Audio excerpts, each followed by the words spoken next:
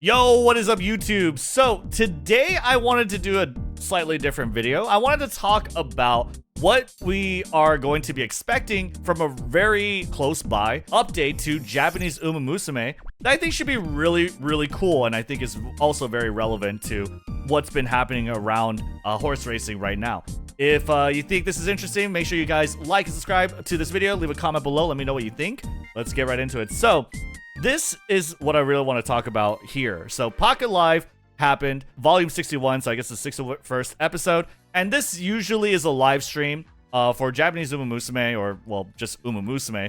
And where they talk about the updates, what to expect, what's coming around the corner, as far as new horses, new outfits, right? And so the announcement starts off pretty normal, right? We have the Taiki Shuttle, fantastic new outfit there. Very good. We also have a new outfit for Sounds of Earth, but we're not going to cover all these details. The main thing that I want to focus on right now is what is the upcoming scenario for Japanese Umamusume. And right now, what that is Beyond Dreams Moving Forward Together Towards the Light Together. Very long title, but this is the new scenario that's coming. And what's so special about this scenario is really that it's going to be focusing on the Breeders' Cup. You can see over here, it just says literally Breeders' Cup right here. And if you don't know what the Breeders' Cup is, the Breeders' Cup is a series of like G1 races, or like there's a day where we'll have the Breeders' Cup,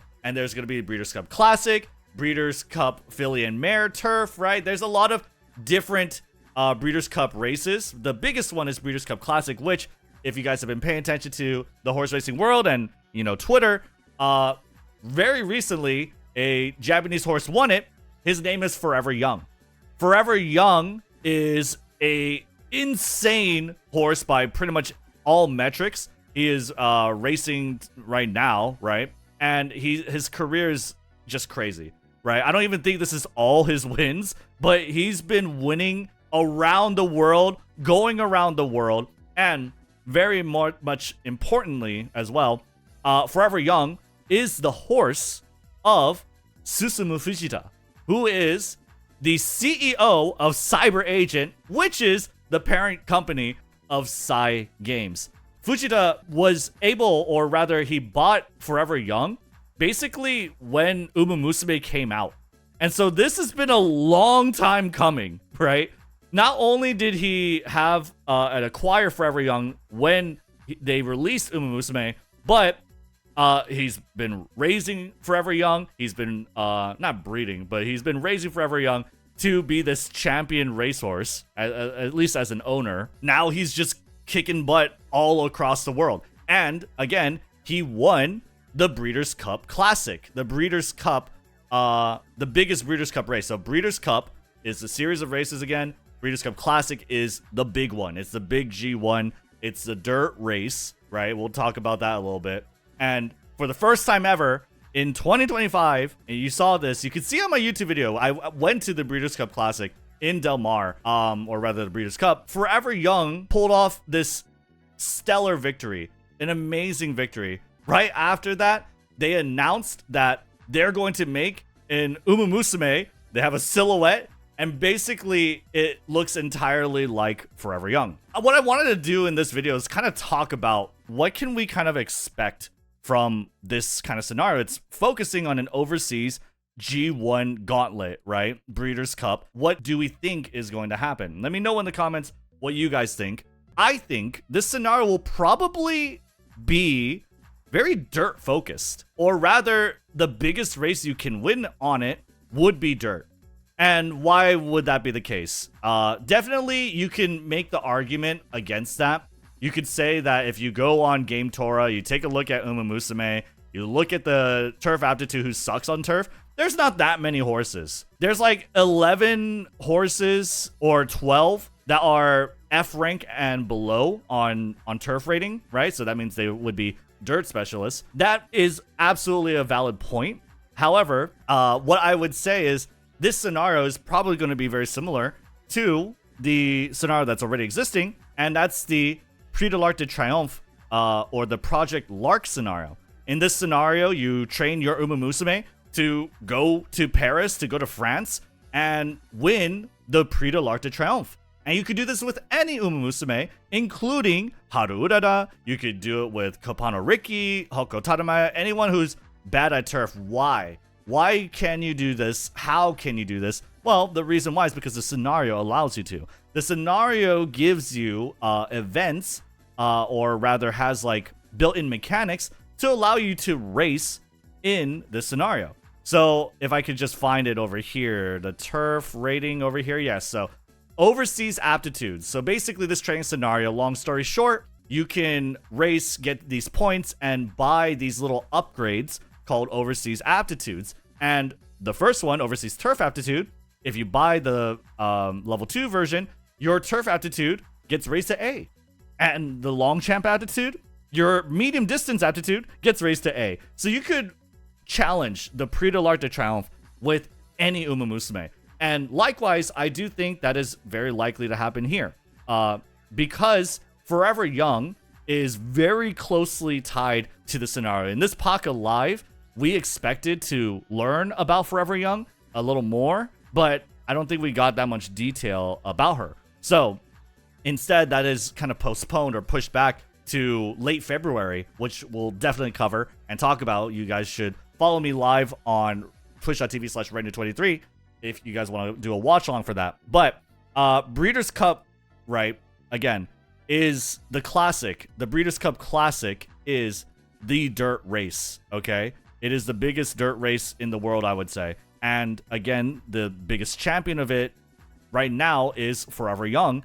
And because of that, I do think that this scenario will be very dirt focused. That said, the counter sort of case for that is that Breeders' Cup is, again, a gauntlet of other G1 races. There is Breeders' Cup Juvenile Turf, there's Breeders' Cup Filly and Mare Sprint, there's Breeders' Cup Mile, Breeders' Cup Classic, right? If you also look at this, it's kind of funny.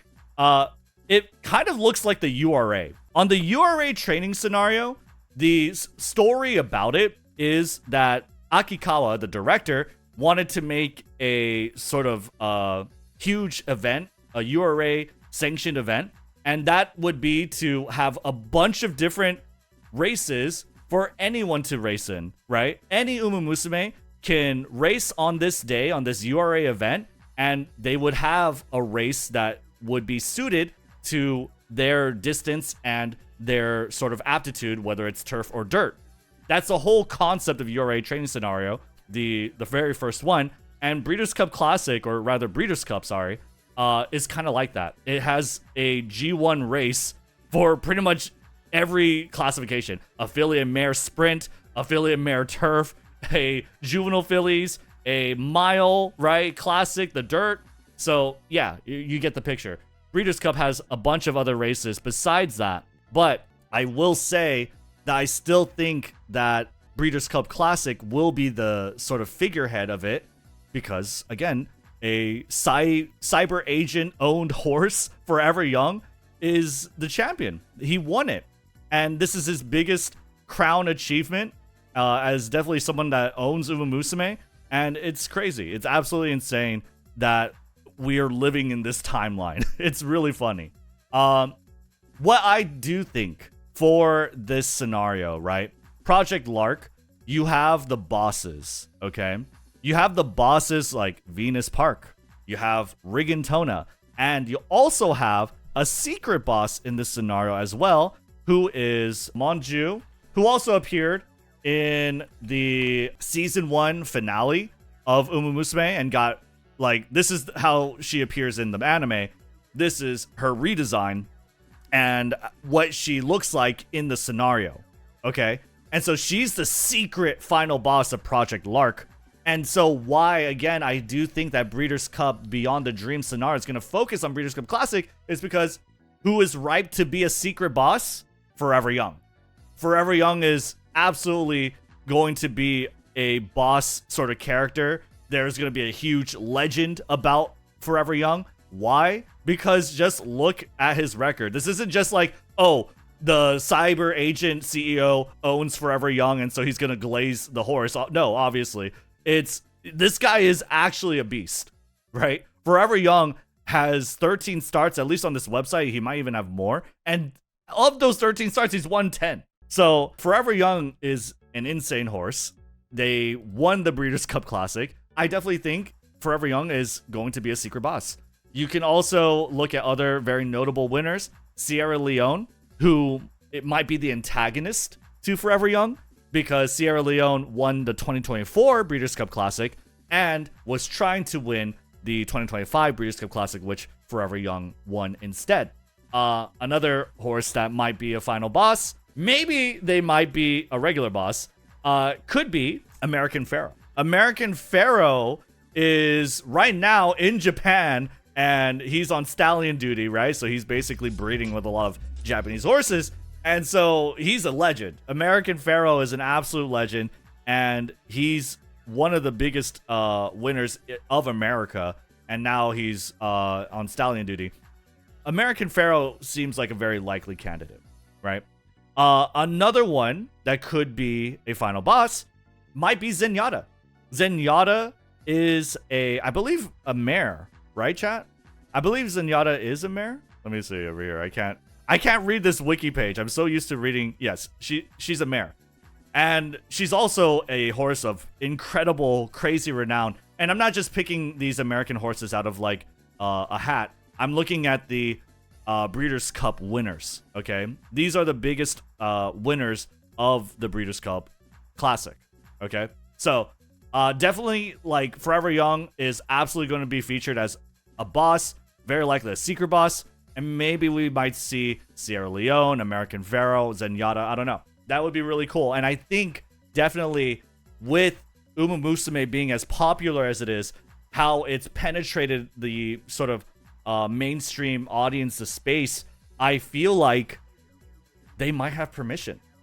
I think the biggest question that everyone has regarding the scenario is like, do they have permission to depict these horses? And usually what they would do is, you know, refer to Project Lark, where Venus Park is a representation of Trev, I'm pretty sure, from the Prix de l'Arc, the Triumph scenario. Rigantona, I forget what Rigantona is based off of, but these characters are original characters, but they're based off other horses, real horses, right? Dancing Brave, thank you. So it could be that these Umamusume that would be featured in Beyond the Dream scenario, because they're always going to create new characters with this scenario. It might be that they'll make original characters and base them off these horses. Or, because Umamusume is so incredibly popular, maybe these owners want a slice of that pie. Maybe they got permission, you know? That would be incredible if we actually see Sierra Leone in Umamusume. We see American Pharaoh in Umamusume. Zenyatta, not playable as characters necessarily, but as the scenario Umas that sort of take center stage in your careers. I think that could be really, really cool. What other things can we expect from Umamusume or like this new scenario? I definitely think we can expect to see, or rather what we should think about, are the scenario link Umas, right? The scenario link Umas, well, who would be like the best candidates for that? Those would be Umamusume, or horses that have raced in America and also won. So if you take a look at this tweet over here, right, by Umamusume, sorry, I totally butchered that name. They have a sort of list of Umamusume who they think would be scenario linked. And what you see over here is Cesario. Cesario won in the Santa Anita Park, the Hollywood Oaks. I forget exactly. I'm pretty sure she won a very, very incredible race in America, overseas. You also have Loves Only You.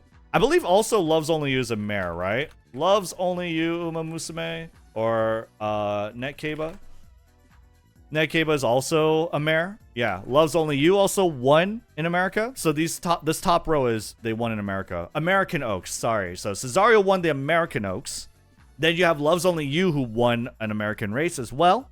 And you'll also have Forever Young, who's won like arguably one of the biggest American races. A lot of people would say Kentucky Derby is the biggest race, but because Kentucky Derby is like one of the crowns of the Triple Crown, and we have Breeders' Cup Classic, which is kind of like the end of year event that pretty much is one of the biggest prize pool events. Forever Young still won like one of the biggest races in America. So Forever Young is another Uma that could be scenario linked or maybe a boss, whatever, we'll see. I have a feeling that Forever Young may be treated very similarly, if not almost exactly like Almond Eye, which Almond Eye, if you take a look at the scenario, Almond Eye is not a playable character. She is the final secret boss of the Twinkle Legends scenario, and I definitely think Forever Young is probably going to be treated as the very same way, or a very similar way.